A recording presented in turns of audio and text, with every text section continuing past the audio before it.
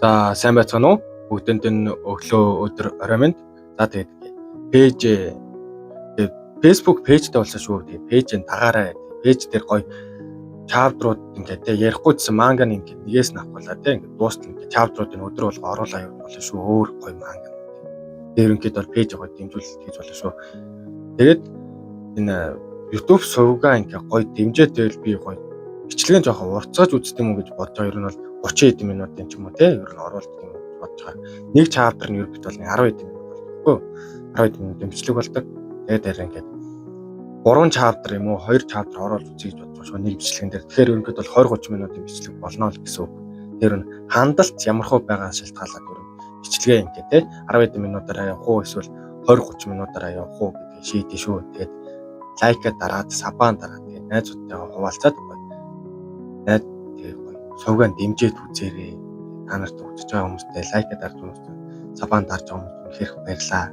Тэгээд улам илүү гоё контент бичлэгүүд ингээд ороо явна шүү. Тэгээд илүү тест гоё идэвхтэй байна шүү. За тэгээд тэглээ манганд орцгоё. Тэгээд яаж эхэлдэг вэ гэвэл те хөөх үнэхээр мантаа байна гэсэн нэг үл мэдэх хүн гарч ирсэн тэр хүн ингээд урд нь орчдөг. Тэсний манай мантаа шууд сэлмээс хулаал дайрдаг. Тэсний нөгөө нь шууд гараараа хаагаал. Айхтар мэдлж байна шүү мантаа.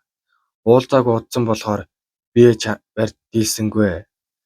Вон коно хаа гэл хэлдэг. Тэнгүүтээ мантааг нь бодлоор үргэлжлэлтэй. Тэр умардын тэнгэрлэг бүлгийн хахаар хатуун утаг дэвсгэр дээр тэнээс ч илүү халуун тулаан ах байсан. Би түүнийг хүндэлдэг байсан. Хэлдэг. Тэнгүүтээс нөгөө хүн те бурхан минь манай бяцхан мантаа их том болжээ. Сайхан нэр болсон байна. Би гадралч байсан чи үнэхээр умардын хилд мөм гэдэгт итгэж чадахгүй нэ. Тэгсэн чи манай мантаа би ч бас ялгаагүй тантай энэ дуулж байгаадаа итгэж чадахгүй. Та уннаа мужид биш төв тэнгэрлэг нэгдэлт байсан болтой. Гэсэн чи нөгөө үнтэй тийм ээ тэр үнэ. Төв тэнгэрлэг нэгдэл эзэгнэгчдийг бүрдүүлж намайг барьцааны хүнээр авсан. Гэхдээ аав энерги шүнд алуулсан болохоор тэд намайг барьцаалах шаардлагагүй болсон. Бас бүлгэн бараг л устж үгүй болсон болохоор надад буцах шалтгаанч байхгүй. Тиймээс одоо ердөөл би тэнүүлчин болсон. Тэнгүүтээ мантаа дандаа те. Мантаа умардын тэнгэрлэг бүлгэн болон жин удирдагчийн төлөө юу ч хийж чадаагүй дуучлаарай. Тэр үед надад хүч шатал байгаагүй. Чи тэр явдлаас болж намайг үзий ядаж байж магадгүй ч гэхдээ надад үнэхээр чамтай тулдах хүсэл алга гэлээсэн чи манай мантаа би чамайг эндээс гарах гэж тэр энерги шүнд алуулаагүй гарах гэж байна гэдэг тий. Тэр энерги шүнд алуулаагүй гэсэн чинь гэл.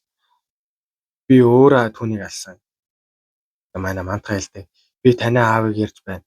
Чөтгөрийн нудрах Жон Чов гэсэн чинь нөгөө түнтэй амар гайхангуйтай. Ойлголоо. Тэгэхээр үнэхээр мантаа чи байж мэдээж тэгэлгүй яхаа миний аав энерги шүнд гарт өгөх хийж яасан ч байхгүй. Тэр хөгшин насаараа тэднийг алсан болохоор үүндээ бүр мэрэгжлийн болсон байсан бодоод байхад тэр яасан ч тэдэнд алуулахгүй тийм ээ. Илүү дөхөн байна энэ үнэ.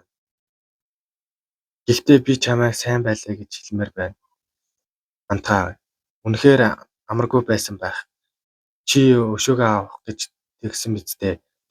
Тийм болоод өс онзон эр зөргийг чинь багтээ гэж тэгсэн чинь манай мантаа юу гэж хариултлаа вэ? Та аавынхаа үгэлд өнөглөхгүй байх чинь гэсэн чинь нөгөө түн те. Юу гэхээр би энэ насанд аавдаа ганц ч удаа магтуулж үзээгүй. Би яаж ч хийсэн тэр хизээч намайг хүлээн зөвшөөрж байгаагүй. Харин ч тэр ташуур гаргаж ирээд над дээр уур бухимлаг гаргадаг байсан гэх юм бол мантаад аавынхаа ингээд муу хүн байсан гэж хэлдэг. Би харин ч түүнийг хайртай дүүгийн минь гарт өгсөнд баяртай байна. Чи аав минь гүтгэж хүргэсэн миний эцгийг алсан болохоор аавыг чинь зүгээр харж байгаад өгүүлсэн бид хоёр тэнцэж байх шиг байна. Ерөнхийдөө бол ингээд би чиний аавыг өгөхөд юу ч хийж чадаагүй. Тийм болохоор ингээд чи миний аавыг алсан болохоор хоёулаа яруу тэнцэж байна гэж хэлдэг. Гэсэн чинь манай мантаа те. Ийм шалтгаантай юм уу? Аав чинь таныг магтдаггүй болохоор та хориотой арга барил болох 10 бүсгүйн цусыг ашиглаа юу гэж тэгсэн чинь нөгөө чинь инээжсэн гайхаал. Бурхан минь чи энийг хүртэл мэддэг юм уу?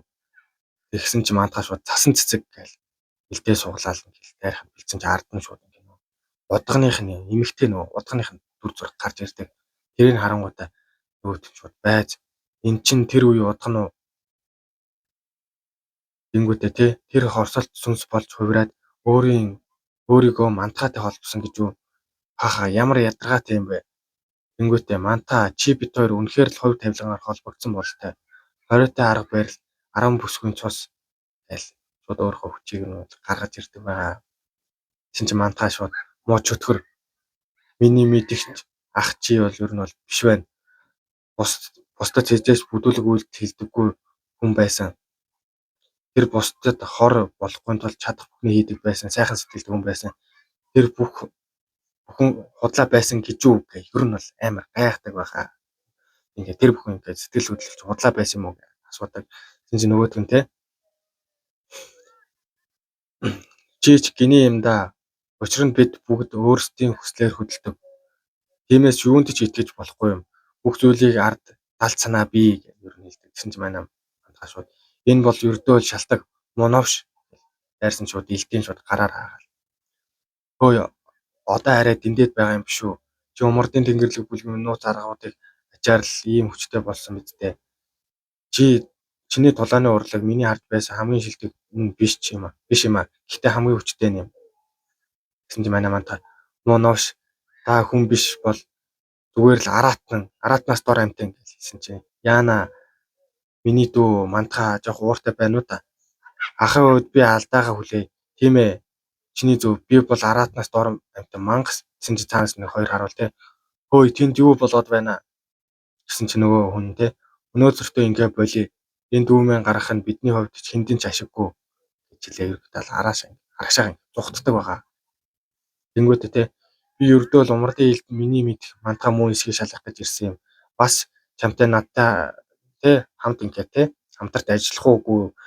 Гэхдээ тэгээ тийм зүйл болохгүй болтой гэж надтай хамтарч ажиллахгүй болтой гэж хэлээ. Нэрээ бидний ертөнцид чиний бодж байгаа шиг ганц хэмжээст биш. Санж яваарай мантаа. Бүх зүйл хоёр нүур бий. Чи үүнийг яач ч зогсоож чадахгүй. Мартаж болохгүй шүү гэдэг. Ерөнхийдөө бол ингээд харсан бүхэндээ итгэж болохгүй шүү гэж хэлжээ. Явдаг гэсэн чинь манай мантаатай. Чи ч бас санаж яваарай. Чи миний элдэнд өөхөх болно. Тэнгүүдээ тэ сасан цэцгэнтэй тэ элдэндээ намайг хөшөө цасан цэцгээ.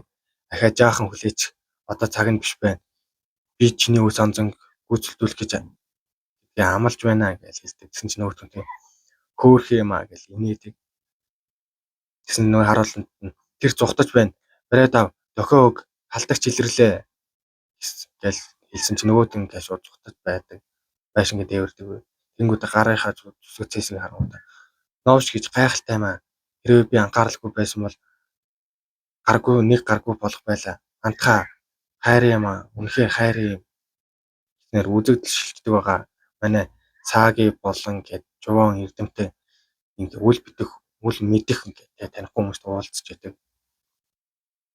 Тэнгүүдээ сааги шууд нэг мэдрэнгүүдээ бидний дагаад байх шиг болтой гэсэн чинь нөгөө хүнтэй хөөе бидний дагаад байх шиг байна гэсэн чинь манай эрдэмтэй дагсан гинэ баруун алга гэх бүлийн хишгээ бидэнд хүн тавьсан байхад гайхгүй гэсэн чинь нөгөө хүнтэй чи тэр хүнийг амьд гэдэгт итгэлтэй байна уу чухал хүмүүсийн жагсаалтанд яг үнэн үү гэсэн чинь манай эрдэмтэй нөгөө тийм итгэлтэй байна гэж хэлсэн чинь манай нөгөө хүнтэй сааги шууд хөврөнгуудаа би саатуулаад үгүй. Ордоо явж тэр хүнийг оол гэж сааг хэлдэг. Тэгсэн чинь баярлаа амжилт гэл. Тэгсэн чинь араас нь нэг хүн хөөй гэж ирсэнгүүтээ би олчих шиг боллоо гэж эрдэмтэнд хэлдэг. Тэгсэн чинь нэг годомжиндээ нэг тий хөлгүй гаргүй хүн ингээд амаараа ингээд цаасан дээр ингээд юм бичээд хэвтэж үйдэг. Тэгсэн чинь манай эрдэмтэн ирэнгүүтээ том загас байна шүү. Сайхан олж байна. Гэсэн чинь нөгөө нь та нар хинбэ? Лай болоод байлгүй арилж үз гэж хэлсэн чинь бид бол чамайг хэн болохыг мэдэх загасчаад юугаа хүлээс юм өөшөө өмөхгүй мүү гэж чи умардын тэнгэрлэг бүлмийг урууж алдартай гэр бүлийг үгүй хийсэн. Бүх төрлийн нууц болон мэдээлэл цуглуулах үүрэгтэй байсан нэгэн нууц мэдээллийн салбарын ахлагч Дон Хуа буюу умардын тэнгэрлэг бүлгмийн залгамжлагч 5 дугаар үеийн удирдагч Мантха одоо энд байгаа төв тэнгэрлэг нийтлэлт би гэдэг манай сагийн нөгөө хүнд хэлж байгаа энэ ерөнхийдөө бол чаптер маань ингээд дуустдаг байгаа. Тэг ингээд дараагийн чаптер те хандлт хэр байгаагаас шалтгаалаад те ер нь бол 20-30 минутаар ингээд те 2-3 чаптер шууд нийлүүлээд оруулж болно шүү. Тэг та нарын комент хандлт чи хэр байхаас шалтгаална шүү. За тэгээд сабан дараа лайка дараад үзэж байгаа хүмүүстээ баярлалаа. Дарахгүй үзэж байгаа хүмүүстээ тэгээд арчихгүй юу дөө бас улам илүү гоё сонирхолтой болохоос хойш ганцхан л тавьчих штэ. За тэгээд баярлалаа.